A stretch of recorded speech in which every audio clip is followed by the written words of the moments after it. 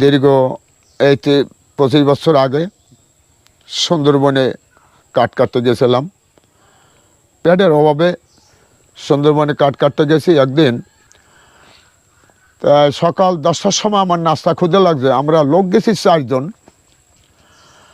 ওরা 4 জন মানে আমার দেখাল 10টার সময় খিদে লাগছে। তখন আমি ওর কাছে বলছি যে তোরা শোন, আমার একটু ক্ষুদে লাগছে, আমি নদী সাইডে একটু নাস্তা খাই আসি। ওরা কাজে ভর্তি হয়েছে, আমি ওই আস্তে নাস্তা নিয়ে নদীর সাইডে আইসি। নদীর সাইডে আইয়া একটা গোল গাছ, বিরাট একটা গোল গাছ মানে বেড়ার মতন, ওইটা গেলাম দিয়ে আমি নাস্তা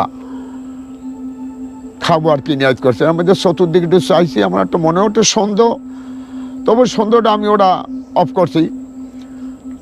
পিছন থেকে বাঘ আইসে নাকি এটা আমি খেয়াল করি নাই, কিন্তু আমি নাস্তা খাওয়ার তালে রয়েছি।